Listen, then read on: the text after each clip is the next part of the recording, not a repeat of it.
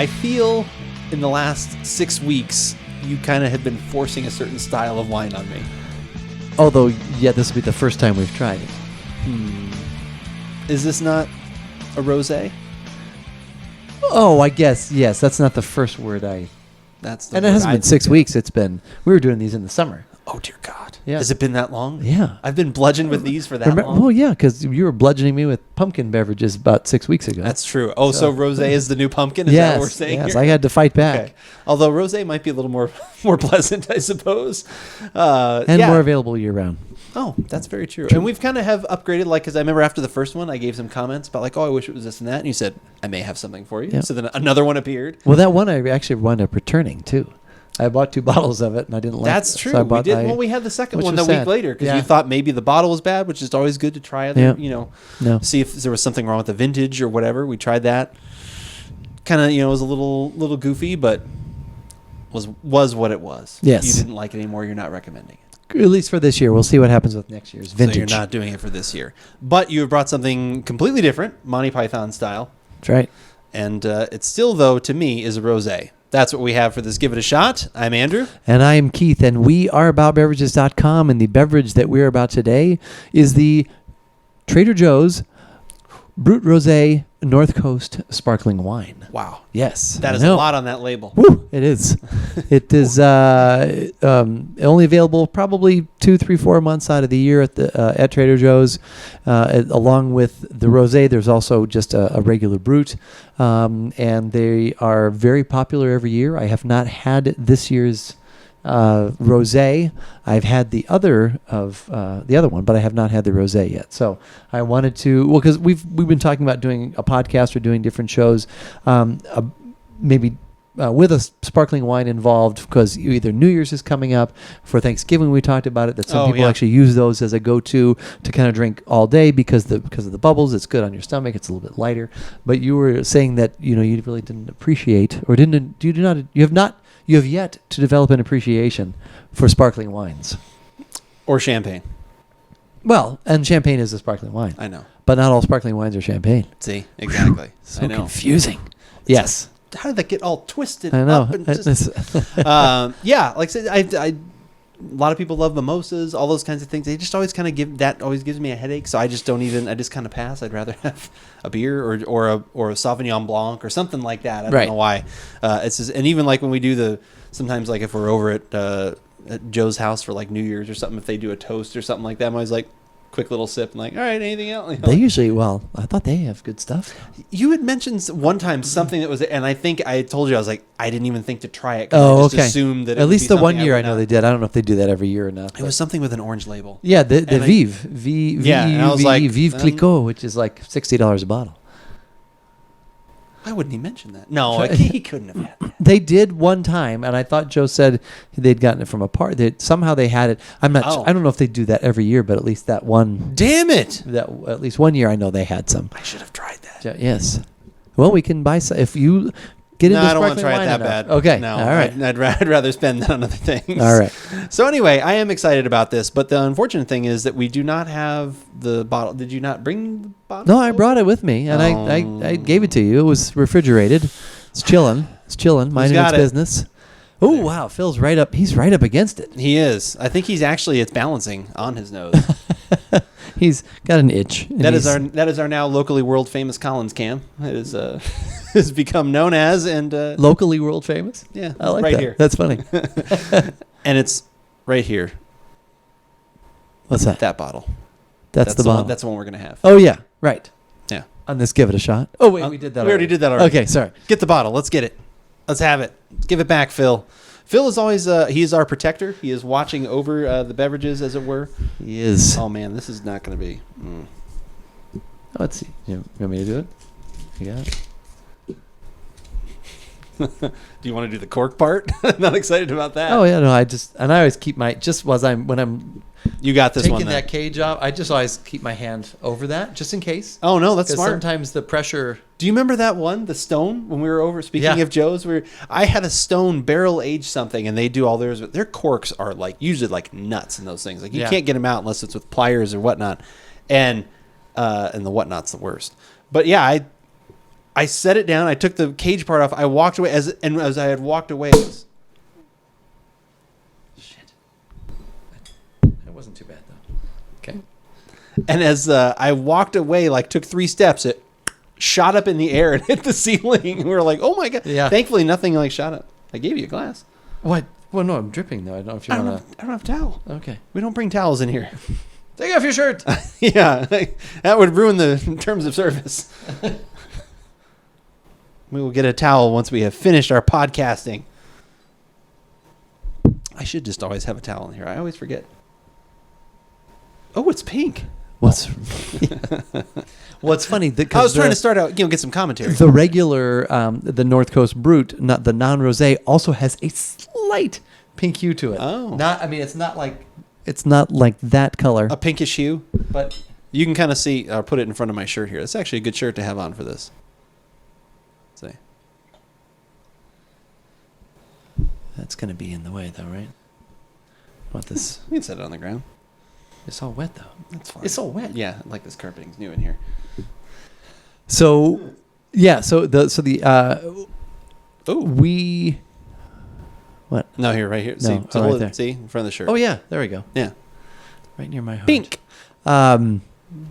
Very light pink. Lots of you do bubbles. not have any lots of champagne. carbonation. If, in case people are wondering about our glassware, one, you don't have any champagne flutes, but that's not a problem. I think it was made abundantly clear when I said I don't like Oh, champagne. did you? Oh, yeah, that's No, true. I did not sometimes mention, I did not mention glassware though, so you were correct. That's true. but You might have, you never know. People could have figured that out. But actually, I have over the course of the last few years read articles where people actually say, the champagne flute is very small, you can't hold very much in it, and that a white wine glass is actually a better vessel for these. Oh, so interesting. since technically, usually it is a white wine that you're drinking out of here. It's just a white wine with bubbles. Okay. So, but They're like, and the champagne flute is too small, and the bottle I used to drink straight out of too big. too big. So somewhere I need between something right in the middle. white wine glass. So I use my beer mug.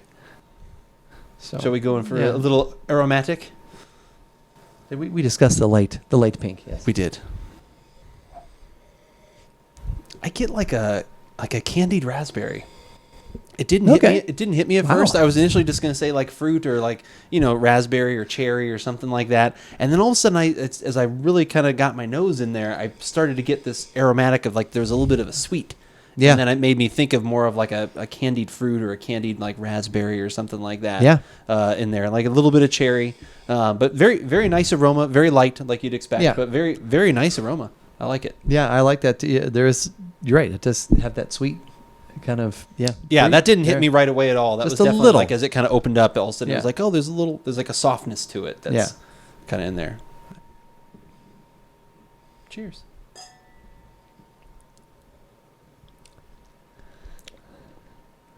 You're either liking it because you can't stop drinking No, it, or you're still I'm trying to come figure out up what's with. going on. I'm basically trying to come up with a little bit more to say than what I got in the aroma. I pretty much get that. I get exactly what I had in the aroma in that. I get a little bit of sweet. I get a little bit of raspberry or cherry kind of flavor. The bubbles actually are kind of a little annoying to me. Just because it feels like I'm just taking a mouthful of air. Oh, okay. So it kind of reminds me of some really high carbonated saisons. Like I don't like that. Oh, either right. When it's those. Okay. But it goes away pretty quickly. It's just kind of on the initial sip. It feels like I'm like it feels like I'm gulping air, which is kind of like I said a little bit. So I would say I probably prefer just like the regular rosés that we had. As opposed to like this, the champagne-y kind of blended. But the flavor is very nice. So if this is a style you're looking for, I think it's very good. There's no faults to it at all. Like I said, the flavors are nice. They're light. I definitely could enjoy this with some cheese or something like that, or just kind of relaxing. Definitely a good warm weather beverage for sure.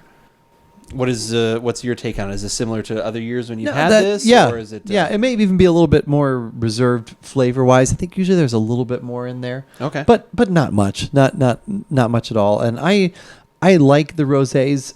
I'm more of a fan of the non-rosé style of sparkling wines. Oh, okay.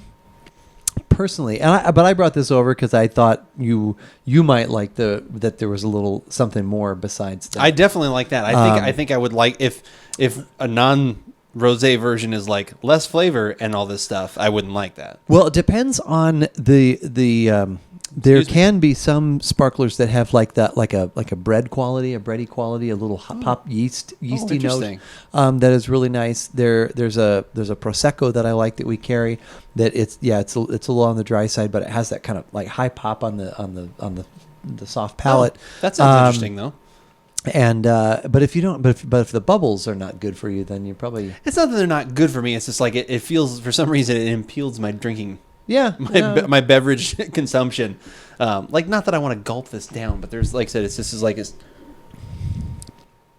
I do kind of like it that, as like they say with the bubbles, they kind of scrub your tongue. So if you're like eating like more oily foods, it kind of and that's the thing. That's when I said, that what to eat this with, what to drink this with, what foods to have with it. Right.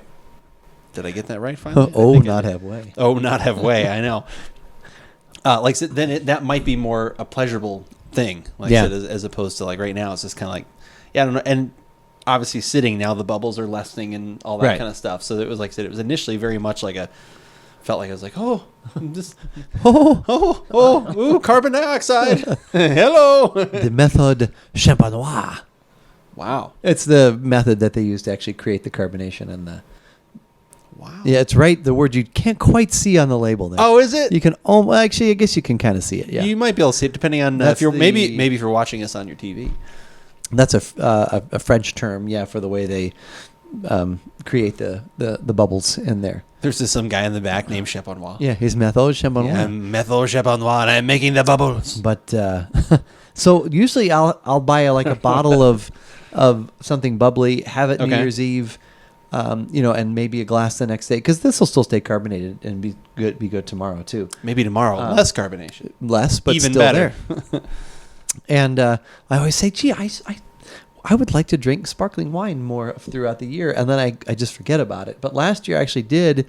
I think, and actually it was in December. I was like, you know what, I'm in the mood to just have a couple glasses and then a couple glasses the next, and I bought it's actually a French one that we have, and then that prosecco. And they're the one's gone up, but like $11 and $10 a piece. But we have some really good value sparklers at Trader Joe's right in that price range. So now, is this something that Pocket would like too? Like if you did this, I didn't know if like this and some 7-Up would just be like, woo. No.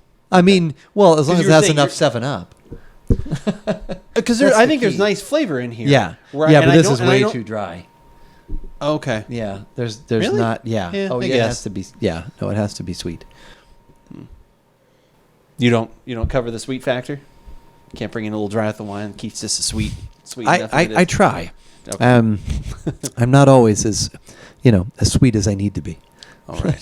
As nasty as what was it? As nasty as I want to be. As sweet as I need to be. And on that, but I'm working on it. On that note,